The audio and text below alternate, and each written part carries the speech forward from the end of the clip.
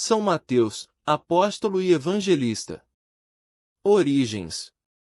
São Mateus era pecador, um cobrador de impostos, deixou tudo e seguiu Jesus, tornando-se um dos 12 apóstolos. Os evangelistas Lucas e Marcos também o chamam de Levi, o nome dado pelos seus pais. Ele mudou o nome como uma forma, típica da época, de indicar a mudança de vida. O nome Mateus, algumas vezes, foi citado nos Atos dos Apóstolos. O anúncio de Cristo foi a sua missão. Mateus, o cobrador de impostos. São Mateus é identificado com o apelido de publicano, termo carregado de consequências negativas e socialmente relevantes. O desprezo pelos cobradores de impostos, no tempo de Jesus, estava muito enraizado. Eram cobradores de impostos, e não se odeia alguém só porque trabalha no que hoje chamamos de finanças. Mas os judeus, na época, não pagavam impostos ao seu Estado soberano e livre, mas aos ocupantes romanos. Na prática, tratava-se de financiar aqueles que os oprimiam. E consideravam o cobrador de impostos um colaborador detestável. São Mateus faz esse trabalho em Cafarnaum da Galileia. Com seu banco ali, ao ar livre. Jesus o vê pouco depois de curar um paralítico. Ele o chama. Mateus se levanta de repente, deixa tudo e segue Jesus. A partir desse momento, os impostos, as finanças, os romanos deixam de existir. Deixa tudo por aquela palavra de Jesus: siga-me.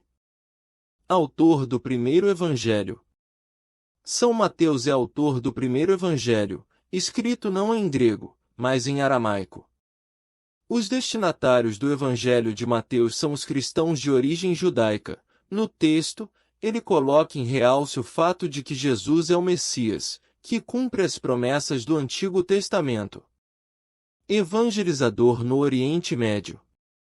Depois da morte e ressurreição de Jesus, os apóstolos espalharam-se pelo mundo, e Mateus foi para a Arábia e Pérsia para evangelizar aqueles povos. Porém, foi vítima de uma grande perseguição por parte dos sacerdotes locais, que mandaram arrancar-lhe os olhos e o encarceraram para, depois, ser sacrificado aos deuses. Mas Deus não o abandonou e mandou um anjo que curou seus olhos e o libertou. Mateus seguiu, então, para a Etiópia, onde, mais uma vez, foi perseguido por feiticeiros que se opunham à evangelização.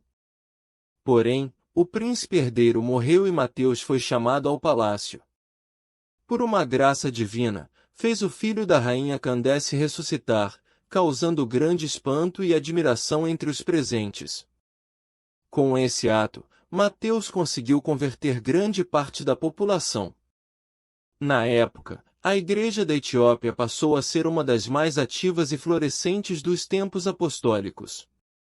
Páscoa.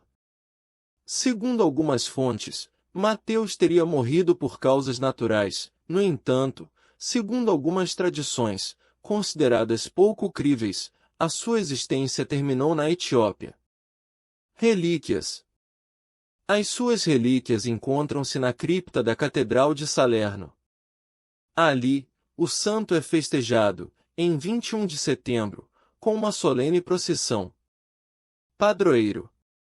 São Mateus é considerado o santo padroeiro dos banqueiros, bancárias, alfandegários, da Guardia di Finanza, na Itália, cambistas, contadores, consultores tributários, contabilista e cobradores de dívidas. O documento papal, atestando o patrocínio reconhecido, é datado de 10 de abril de 1934 e é assinado pelo cardeal Eugênio Pacelli, futuro Papa Pio XII. O Papa que acolheu o pedido do comandante-geral e apoiado pelo ordinário militar da época foi Pio XI. O Pontifício Breve, ao declarar São Mateus patrono da Guardia di Finanza, espera que todos os membros do corpo possam, seguindo seu exemplo, unir o fiel exercício do dever para com o Estado com o fiel seguimento de Cristo. Minha oração. Tu que conheceste Jesus de modo tão profundo, e a partir disso soube relatar seus mistérios. Que o sentido da nossa vida seja conhecer o Cristo e testemunhá-lo, assim como tu fizeste.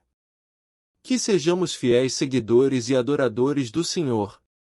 Amém. São Mateus, apóstolo e evangelista, rogai por nós. Amém.